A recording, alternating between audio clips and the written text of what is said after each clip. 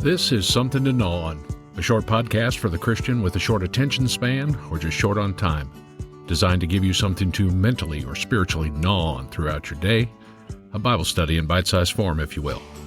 And I'm your host, Nate Vineo. Today's episode is The Dump Truck Story, a quick lesson in motives and consequence.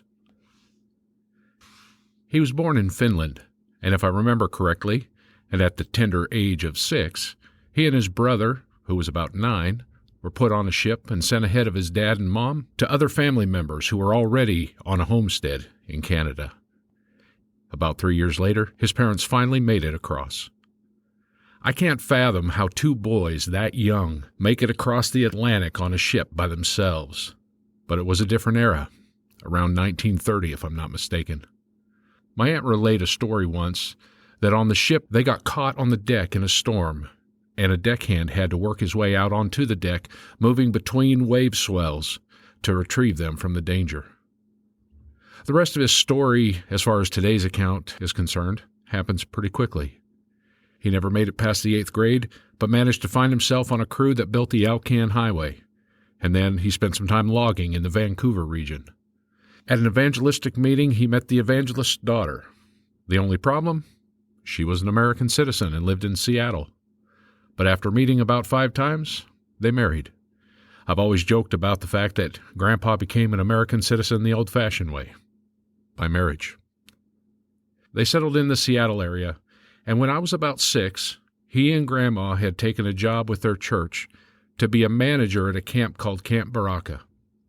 There was an element of being involved in ministry in that it was a church camp, but the lion's share of his work was the physical labor of keeping the place running. I always enjoyed visiting them out there. There were bike trails all over the 100-plus acre complex, and Covington Creek ran right through it. I have a picture of my brother and I sitting in the bucket of an equipment yellow case backhoe while Grandpa gave us a ride through camp. On the one hand, it's pretty cool, but at the same time, it was the most uncomfortable ride one could ever ask for. Imagine a solid steel seat without any suspension. Being flopped around in the front of a backhoe like that isn't exactly comfortable. Anyhow, frankly, it hurts to think about it, but moving on. If memory serves me correctly, we were both wearing our Christmas gifts that year. I had my Seattle Seahawks Steve Largent number 80 jersey that came down to my mid-thighs like a long skirt, and Jim was wearing his blue jacket with a patch on one arm. It was a finger pointing to whomever was standing on that side of him, and it read, "I'm with stupid." One day we were staying with Grandma and Grandpa came home for lunch in a dump truck. It was an old truck, and it was filled with rock that had a lip that protruded over the cab to protect the cab from the debris, an extension, if you will, of the dump bed. Now, hang on to that picture right there for a moment. After lunch, my brother Jim and I jumped up in the dump bed to take a ride. Grandpa got in, and Jim wasn't sure if he saw us, so I was instructed, as so many younger brothers are by their older brothers, to ask for permission from Grandpa. So I leaned over the side by the open window, muttered a few words that I hate to say, but in retrospect, I'm pretty sure he didn't hear. Then I turned around, settled in for a ride across the camp, and gave my brother the big thumbs up. At this point, I'll remind you that I was about 6, about the same age Grandpa was when he got stuck on the deck of the ship in the storm. I heard a pastor once say, "When you have a boy, you have half a man.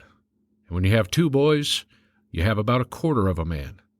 And I'm pretty sure the math continues to go downhill after that, but the point was that we hadn't thought through the consequence of our actions completely.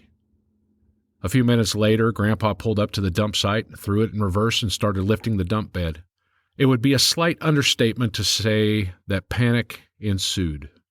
Jim and I started scrambling and yelling, but Grandpa couldn't hear us over the howl of the motor. As the load began to shift, we would try to keep our feet moving to stay in place.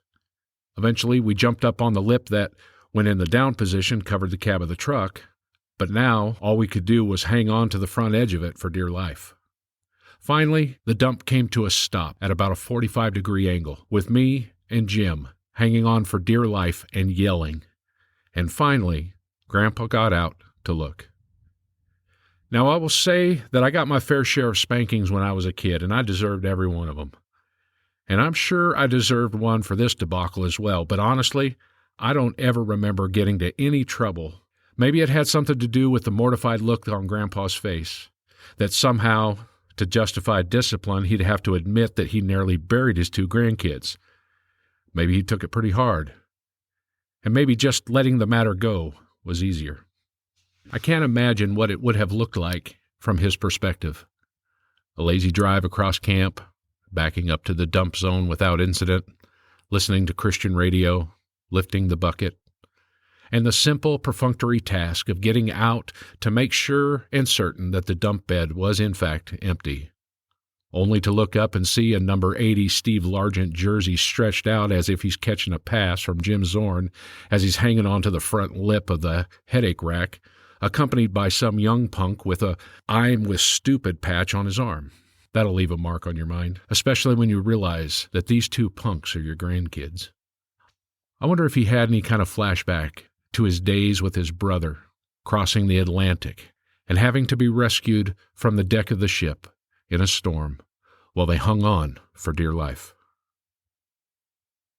So many verses from Proverbs come to mind about fools and simpletons and the refusal to listen to wisdom and correction. If I was ever the poster child for some of the stupidity illustrated in that book, this would certainly be one of the top adventures. Here's a few verses to look at quickly. Take some time after the podcast to look at them more deeply. Proverbs 22:3.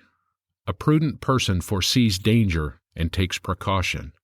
The simpleton goes blindly on and suffers the consequences. Proverbs 21:16. The person who strays from common sense will end up in the company of the dead. Proverbs 19:3. People ruin their lives by their own foolishness and then are angry at the Lord.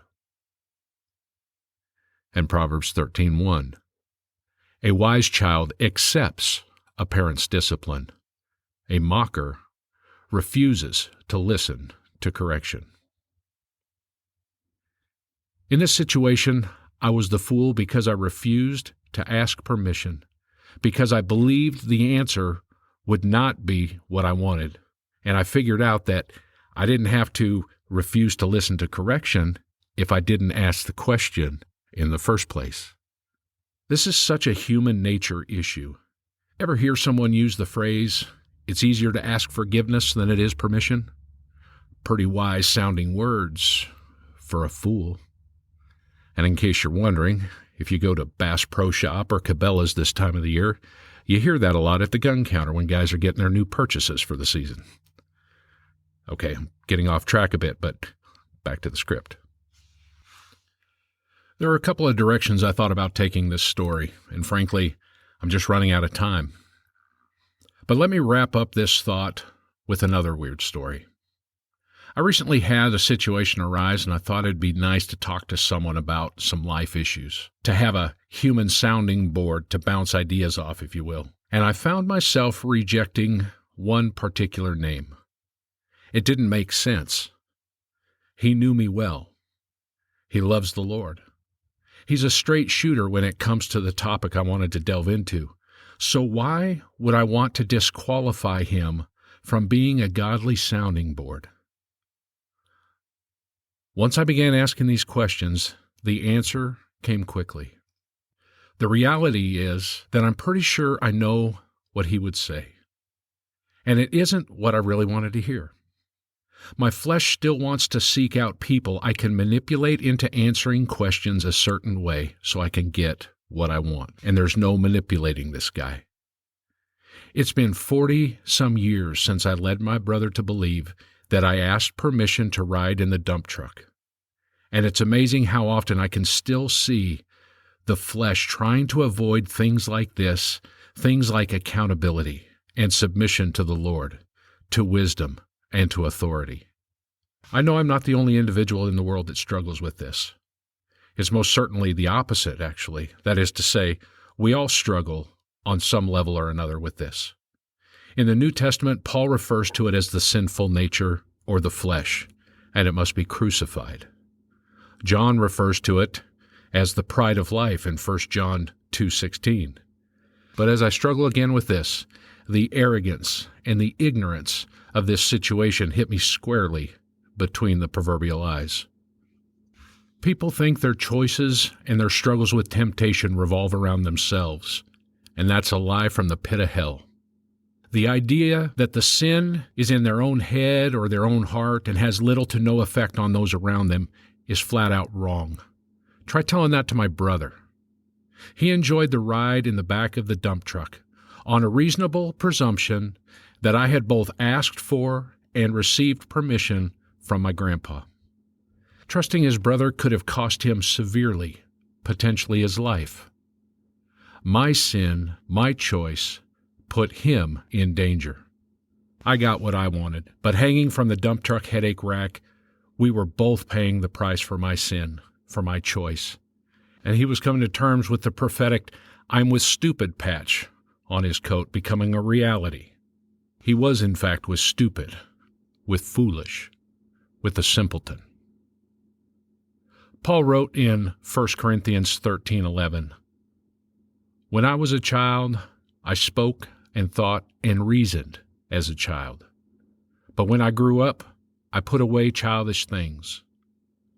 Paul goes on to write that we, even as adults, see things imperfectly, which should highlight and underscore and embolden our resolve to seek wisdom and the Lord in everything that we do. We don't see it all. We can't see it all. And no matter what we think we are going to hear when we ask, understand that a no is just as much of a blessing as a yes, except that it usually has a protective benefit to it. God's looking out for you. And don't assume that you know what the Lord's going to say. My grandpa could have said yes, just as easily as I feared he'd say no. This has been Something to Gnaw On, and the goal of the podcast is to have listeners come to know God in a deeply personal and experiential way. To accomplish that, I hope that you will dig into the scriptures in this story further and gnaw on both its deep truth and its application in your life.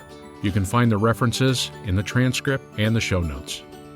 And if you haven't taken an opportunity to rate and post a review of the podcast in your particular listening platform, please take a moment to do so. Greatly appreciated. Lastly, due to some occupational obligations next week, I may not have an episode ready, which won't matter to those of you who are listening in the weeks and months ahead, but to those of you who dig into this first thing Friday morning, I first want to say thank you for your support, but also add that I will be looking to upload a throwback episode for you. Once every 2 years, my employer throws a national truck show here in Joplin, and it's a major undertaking. So I'm, just to be very blunt, not planning on having an episode ready. I'm pretty much flying by the seat of my pants week to week right now, and so I appreciate your patience. Anyhow, until next week, God bless you guys.